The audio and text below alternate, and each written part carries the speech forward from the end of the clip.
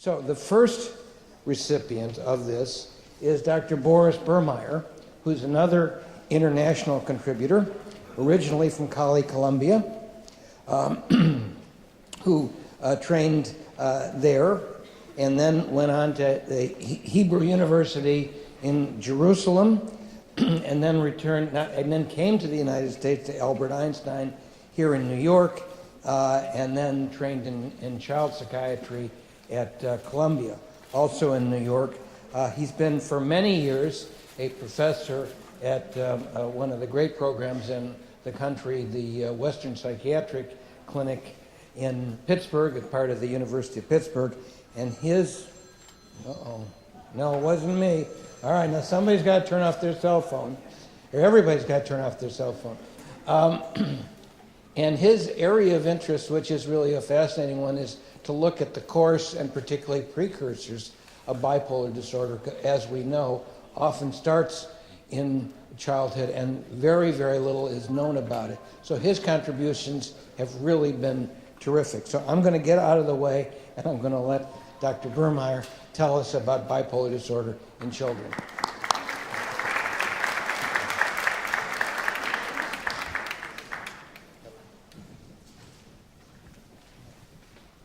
Thank you. Good afternoon. It's an honor for me to be here, and thank you to all the organization and for selecting the work of our team and give us the opportunity to share with you all what we have been doing with bipolar disorder in children and adolescents. Before I start talking about what happened with them over time, it's good if I tell you some the manifestations of bipolar in children and adolescents. As many of you know, bipolar is manifested by periods of a lot of energy, and the energy is in the body and the mind.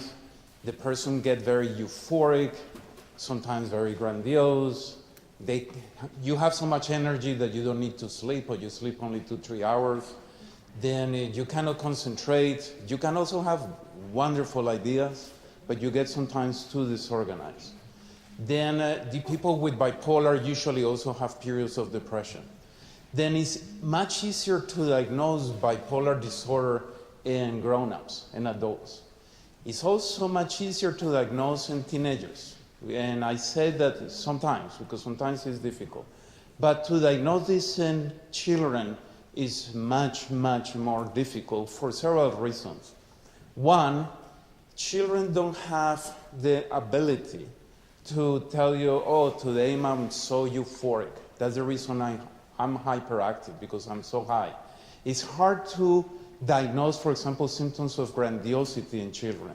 Or what is euphoria in a kid, or elation in a kid who is 9-10 years old. All these things are normal. For example, there is a girl who, for example, we see, and then she was extremely hyperactive. She's 9 years old, and then she was going to the bank. She was running away from home, going to the bank and with a check and telling the teller, give me $1,000. And of course, the teller will call the parents. And this girl, for example, was sleeping only 3-4 hours at night. And the next day, she was not drowsy. She was acting normal and running away from school, interrupting the teacher. She wanted to be the teacher. And then she has periods of depression now. Because she's only 9 years old, it's hard to make the diagnosis of bipolar. But if she was 21, 22, or 30 years old, everybody will diagnose her bipolar. Or a boy who we recently treated in the clinic who is 11 years old, and the boy, for example, began to be very grandiose, hyperactive, and then following the girls at school, and he got in love with a senior student, and he was following and stalking her in school, and she called the police. Then he was called, for example, to the office of the principal, and instead of talking to the principal, he saw the janitor cleaning the windows, and he said he knows how to clean the windows better than the janitor, and he began to clean the windows. Then all these kids have these periods that they get very grandiose and have periods that they get depressed. And then for many years, people were not diagnosing them with bipolar. They were diagnosed with attention deficit disorder, conduct problems. They blamed the parents and said that they were not very well educated, etc. And people began to, little by little, to be more aware that bipolar disorder exists in kids. Now, this is not new because even from the time of Kraepelin, people have in 1920s, people have been diagnosing bipolar very early in life. And there is now maybe 15 studies across the world, I'm saying across the world, that when they ask adults with bipolar disorder, when they started to have the illness, most of them are going to say before age 20. Then if it's about up to 60% will say that.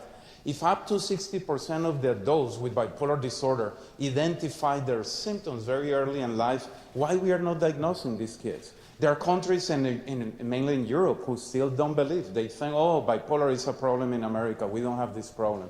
And then I work also in Europe, and then we began to see kids who really were bipolar and were diagnosed and mistreated with other disorders. Then we began to be more and more interested, and about 15, 20 years ago, because parents with bipolar, they came to us and tell us, our kids are beginning to have symptoms very similar to the ones when we were kids. And they began to say, who can see them? Then with the help of the hospital, we put together a clinic for bipolar children and began to study them. And now we have a very good feeling about the illness in small kids and also adolescents. It's also true that there are some kids who are diagnosed with bipolar, in reality don't have bipolar. Actually, I spent in my clinic a lot of time under-diagnosing bipolar for hours and hours, and kids who are referrals with the diagnosis. Then I'm going to, given the time, I'm going to focus mainly in kids who are coming with bipolar, and I want to show to you what happened with them over time. Then now, most of the studies so far with adults and also with kids with bipolar, we're focused mainly in people who are not doing well over time. Then and we also did the same studies, and then for example, if a child or an adolescent come with bipolar and we follow them over time, about 80% in 2, 3, 4 years, they began to do well. Unfortunately, of these 80% who are not who begin to improve, if you follow them more time, about 60-70% are going to have a recurrence. Then people began to focus mainly on the people who have recurrences or were doing poorly. And what I'm going to present to you is completely the opposite. And actually, we have not even published this data. We began to focus on kids who are doing well. Why? I've been following kids already for, 25, 30 years. And many of these kids now, so there is a group of kids who are really doing well, like Dr. Sachs was talking this morning, that there are people who really improve. They have professions, normal life, etc. Sometimes they have problems, but they can manage. And I want to focus on these kids today. Then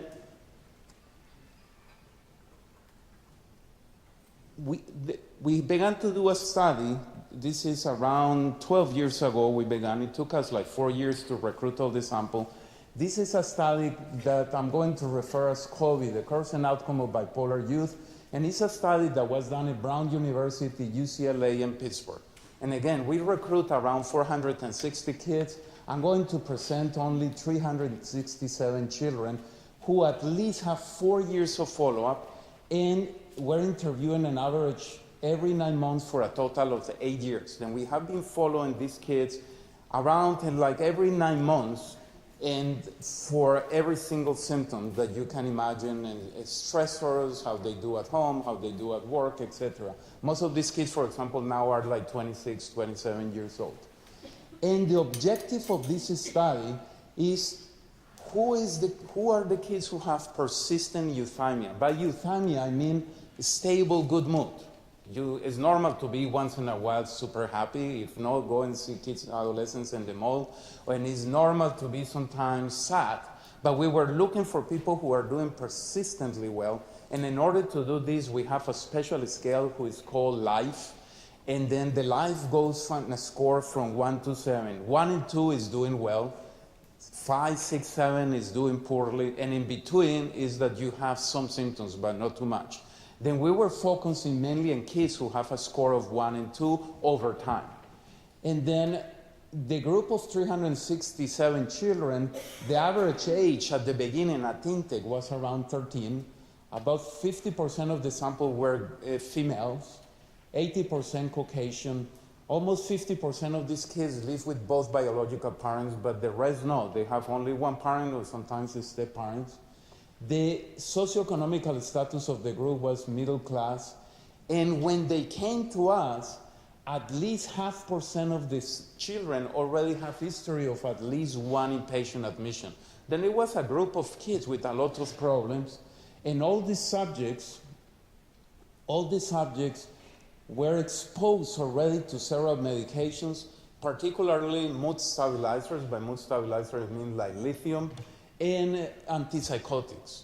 Then we have a sample of kids who come with us. They fulfill criteria for bipolar. What we call bipolar 1 is big periods of mania and depression. Bipolar 2 is kids who have small manias and depression, and something that we call bipolar NOS is non-specified. This is kids mainly who have like subsyndromal symptoms, but they don't have the full criteria. And then this is what we found. We did something called latent growth analysis based on kids who have a score. Remember I told you 1 and 2 is normal. This is based on kids who have 1 and 2 and who have at least 4 years of follow-up. And then we find 4 groups of kids. Then to summarize, one group of kids is this one. We call it predominantly euthymic. It was 24% of the children. And then we're euthymic on average 80% of the follow-up time. Then we have a large group, a very good group of kids who, for whatever reason, they're doing well over time. Another group here, the opposite, is 22% of the kids that we call predominantly ill. They were euthymic only 11% of the time. These kids are quite ill. This is 8 years of follow-up, and these kids continue to have symptoms all over time. There was another group here in the middle, the green one. It's around 35% of the kids who we call moderately euthymic. And they were euthymic around 50% of the time. Then it means that they have symptoms of depression or mania most of the time, only 50% of the following time. But the other 50%, they were doing well. And we find an interesting group is around 20% of the kids who we call ill with improving curves. It's about, they were euthymic on average 43%. But it's very interesting that this group, they began to be ill here at the beginning, and around 36 months, for whatever reason, they began to improve, and they did well. Then if we put together the kids who are doing well, remember that this is, if we add these kids and these kids around here at the end of the follow-up, like 45% of the kids, more or less, are doing well. And actually, this is very hopeful for the families. Because what we are telling the family is not because your child has been diagnosed with bipolar, it means that they are doing poorly forever. There is like almost half of the samples that we have been following for many years, they're doing well, relatively well, because I'm going to show you this at least with the symptoms of bipolar. Then we began now to ask ourselves, what are the variables? What are the symptoms of the kids who, at intake at least, who make differences between these 4 groups? Are there variables that explain why one group of kids are doing poorly and what one group of kids are doing bad?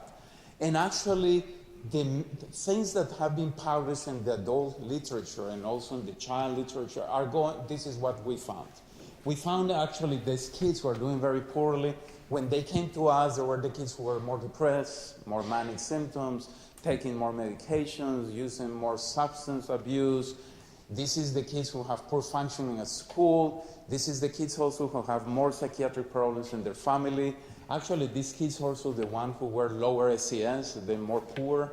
And then this is the kids who have more conflicts in the family, etc. However, there are so many variables, hundreds of variables, that what we have to do is to do use statistics. and see which of all these variables will survive when you take into account many factors. And only to summarize for you, this is what we found, and this is only variables that remain significant when you take into account many, many issues.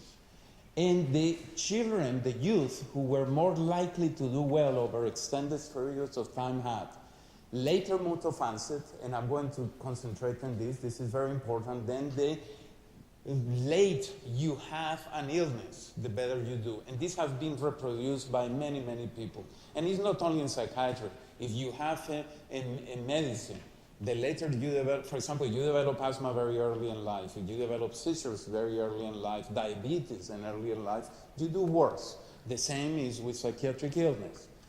Kids who have less severe depressive and manic symptoms and less suicidality attempted when they came to us. Less history of subsyndromal mood episodes. Then by subsyndromal mood episodes, I mean that they didn't have the full illness, but they have some symptoms. And the kids who were having a lot of small symptoms of depression or mania were the ones who were doing poorly. Less history of sexual abuse attempted, and then it has been reproduced over and over. If you have history of sexual abuse, it will make your life miserable. And then you will have, some people do very well, but if you have sexual abuse, it's a bad effect. It's a bad effect in your soul, it's a bad effect in your brain, actually in the brain receptors, biology, and for your self-esteem, etc. And kids who have less family history of substance abuse and manic episodes.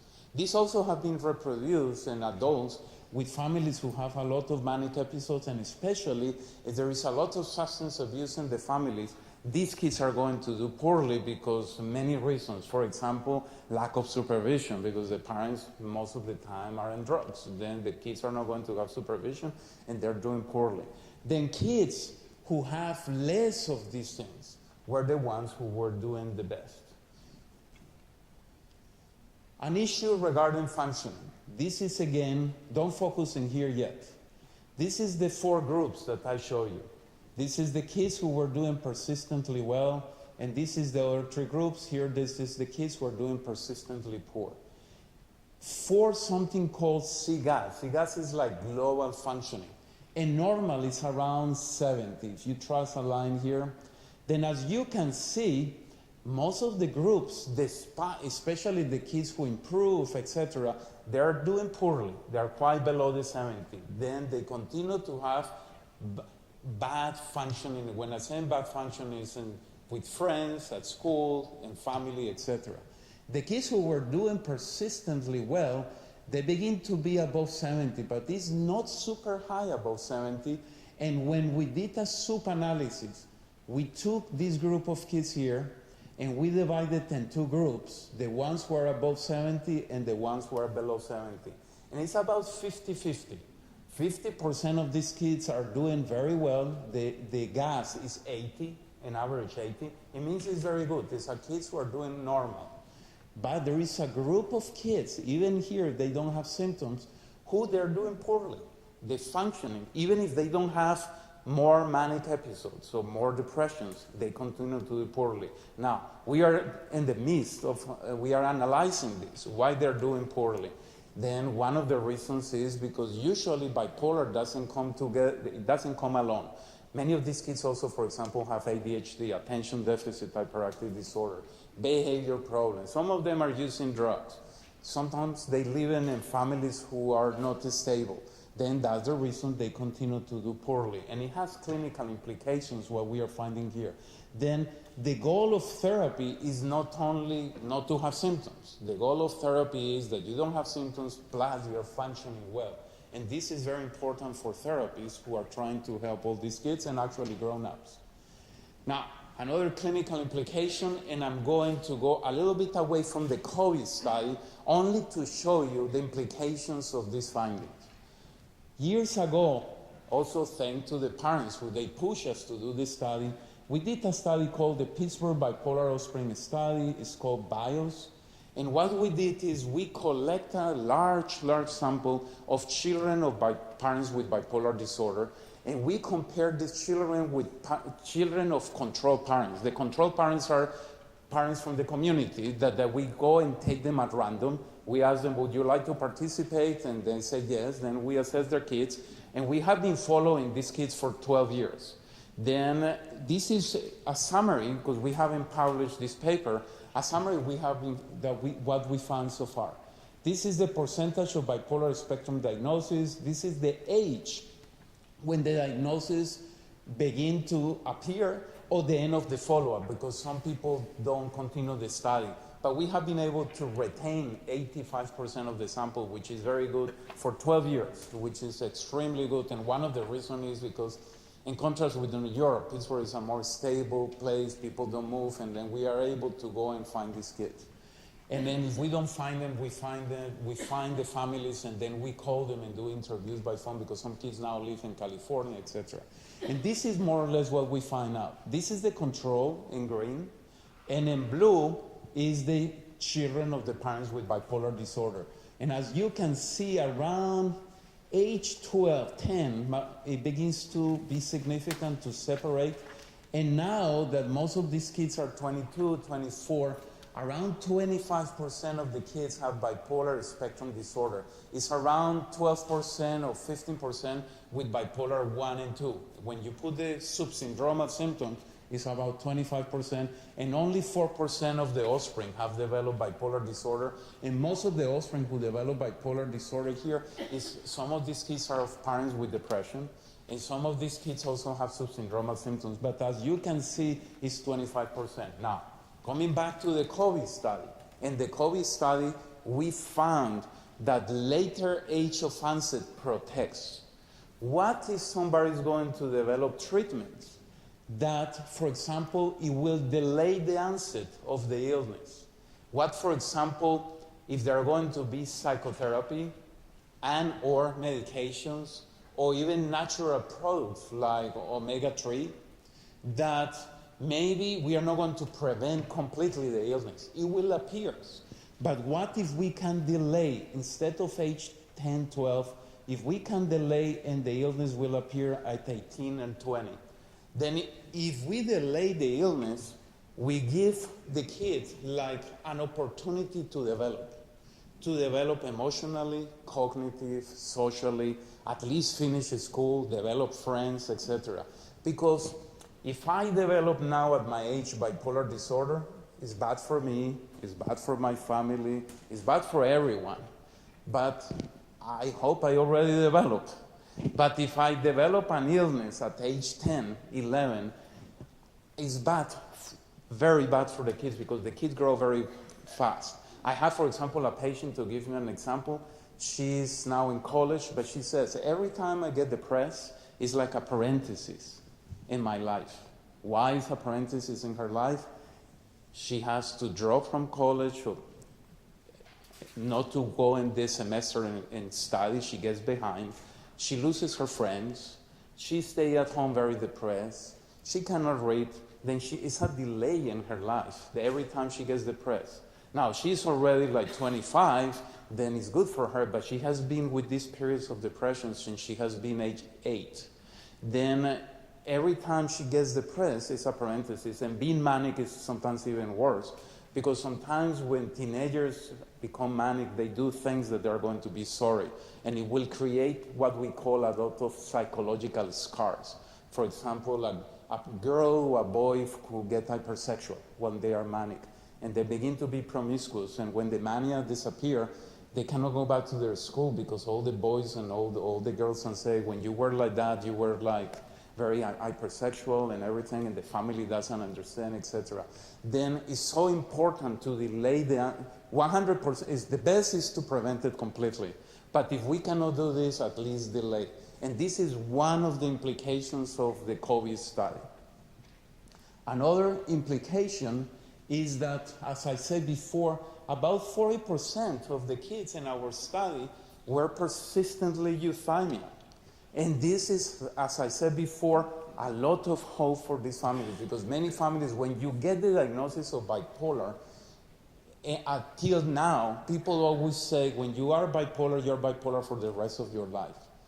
I don't know. I have a question mark. It's a scientific question. I don't want you to walk out of this auditorium saying, I say bipolar disappears. But that's a question. It's a question. For example, seizures. When seizures appear in kids, sometimes when the kids are 15, 16, disappear completely. Juvenile arthritis. Sometimes kids, I don't know if you have the experience, I have friends who suffer juvenile arthritis. When I was at school, they were in the hospital, sometimes 2 years without coming to the school. Now they are my age and the arthritis disappear. Then Tourette's, the tic disorder. Some people develop Tourette's at very early age life, and when they are 16, 17, the tics go away. Then I pose a question. Maybe there are some people who have bipolar disorder to start very early in life and the illness disappear with time. A subgroup of people. Most of the studies that have been done who bring the idea that bipolar disorder is an illness for the rest of your life were done mainly in adults and in university places, which is a bias in the sample, because when you do a study in the university, you attract people who are doing the worst. Then maybe there are many people in mental health clinics and everything who have clear bipolar, who maybe with the time the illness disappear. Why is so important in kids? Because once you get the diagnosis of bipolar, one of the best treatments are medications. And you ask your question for how long you're going to have this child and these medications, because many of these medications have side effects. Then do you keep the kid 1 year on medications, 2 years, 5 years, 10 years, or you are allowed to stop? According to our study, maybe there are some kids that you can stop, and actually a subsample of these kids have not been taking any medications for the last 5 years and they are doing very well. But you have to be very careful. And the type of crippling, when there were absolutely no treatments, I'm talking about 1920. In the book of crippling, he writes about cases who were extremely manic, with psychosis and everything, and require hospitalizations. And sometimes the people were 10, 15, 20 years without any symptoms, in no treatments. Then we don't know, for example, in the kids that we are seeing now, if they are going to be well 5, 6, 7 years, and then the illness will kick in, especially when they're in stressful situations. The other thing that the other implications in our study is maybe targeting each factors related to good outcome will improve the outcome of the kids. For example, improve the mental health of the family. And there are studies already showing this. And among them, for example, Dr. Mirna Weissman here in Columbia University, showing that if you treat mother's depression, you improve the psychopathology in the children a lot, even without treating the children. Then helping the substance abuse of the parents, helping the depression of the parents can help the child. When somebody has a trauma, stress, sexual abuse, work with all these things, diminish the severity of the depression and mania, maybe these kids are going to do better. And again, finally, remember that there is this group of kids, these 43%, that they have long-term good mood, but then there is a substantial group of these kids who continue to have poor functioning. Then this is very important to assess, because sometimes people say, oh, you don't have more mood swings, don't come back to my clinic anymore, or come back every 6 months. But some of these kids have problems, and then you have to identify other factors or stressors who are making these kids miserable. Like, for example, these kids with bipolar who have use of substances, like marijuana, for example. People believe that marijuana is very benign, especially teenagers believe that it's true. It's not so true. It's not as benign as people think. ADHD, if you don't treat the ADHD of these kids, they don't do well. Or treat the parental psychiatric problems, or definitely ongoing conflicts, because I don't have time to show you, but we have enough evidence that ongoing conflicts in the family increase the risk for recurrences. And if you don't manage the ongoing conflicts and you don't teach the children to cope with stressors, because stressor is part of life, you cannot prevent stressors. But then if you learn to cope with the stressors, and you also help the family, and then the therapist is like the coach, and the parents is the coach assistants, and you help the parents and the coach to manage the kid. These kids maybe will do well in the long term, and maybe some of them will need less medications. And with this, I think I will finish. Thank you.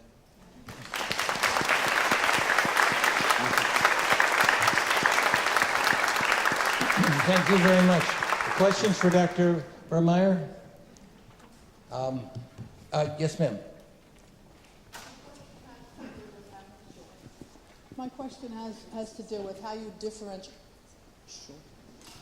differentiate in a young child the symptoms of ADHD, executive function problems, metacognitive skill problems. How do you differentiate that in a young child from knowing that the child actually is bipolar? And I also wanted to ask you another question.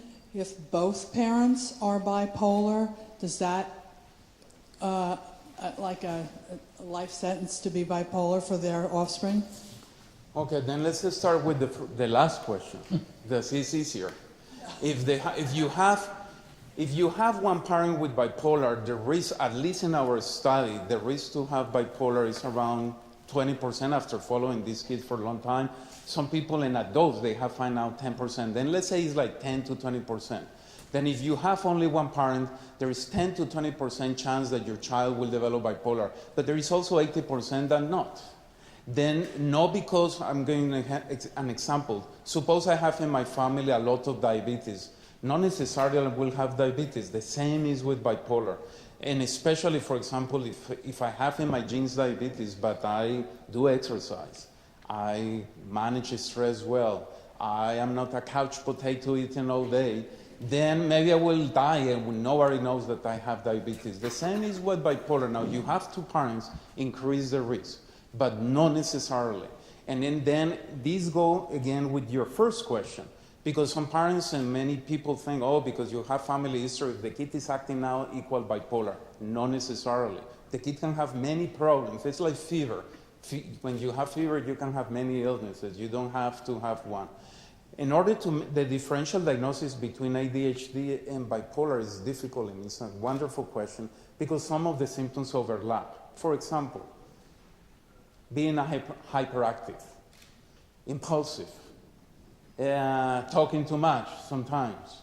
And then I'm going to talk, I'm not saying I have the truth, but in our place, in order to make the diagnosis, the symptoms have to go episodic. There is still a controversy, especially here in the United States, that some people think, no, you can have chronic bipolar.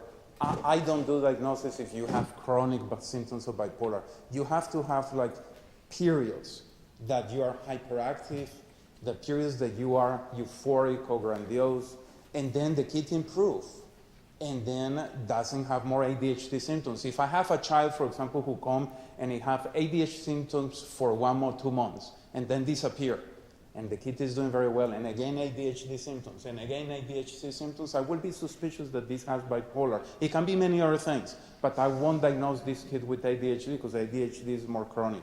There are some symptoms that help. For example, being extremely hypersexual, above and beyond of what you expect in the kid, and the kid doesn't have history of sexual abuse, or in these days you have also to rule out that they are going into the internet and looking in pornography and everything, or they have even really so sex life, and the kid doesn't have this history, and the kid is very hypersexual. Most of the kids with ADHD don't have this. Another symptom that can help you sleep. Many kids with ADHD cannot fall asleep because they cannot settle down. You understand? Then if they go to bed, they move, they go down the refrigerator, they cannot settle down, but finally they will sleep. Kids with bipolar, the problem with sleep is a little bit more severe. It can be 1, 2, 3 o'clock in the morning, they cannot sleep, and they are calling their friends, they are rearranging the house and everything, and then the next morning, they still awake. How many teenagers you think you will look that sometimes sleep only 2 hours, and they go to school, especially in the math class or grammar class, and they don't fall asleep at school. They continue to be hyperactive and running. These kids, you begin to be more suspicious. But then again, there are certain symptoms that have to come in clusters. One symptom alone is not enough. You have to have most of the criteria for what we call mania. Plus, in our laboratory, it has to be episodic. episodes. The diagnosis of bipolar is not cross-sectional. The diagnosis of bipolar is longitudinal. You have to follow the kids over time. That's one of the reasons, for example, and also cannot be done in 15 minutes. That's the reason that we fight with the insurance company that that's stupid, completely stupid. Only an assessment of half hour or 15 minutes to diagnose bipolar and many psychiatric disorders in children. In our clinic, the assessment lasts 2-3 hours in order to be a very good diagnosis of bipolar, and then we follow the kids very often. I have kids who I finish my diagnosis of bipolar after following the kids 6 months, 1 year. Now, in the meantime, we treat them. We treat them with psychotherapy, whatever. But sometimes I tell the parents, it looks like bipolar, but I need time. I need time to know the kid. The main problem, again, as I said before, many insurance companies don't pay. Like, for example, in our place, the insurance companies pay only for 1 hour. We are lucky. They pay for 1 hour. But then if we do it 3 hours, they don't pay. Then we are losing money. Then it's part of the service. That's what I tell my university. You have to lose money with this because at the long term is the best. Okay. Thank you. Excellent.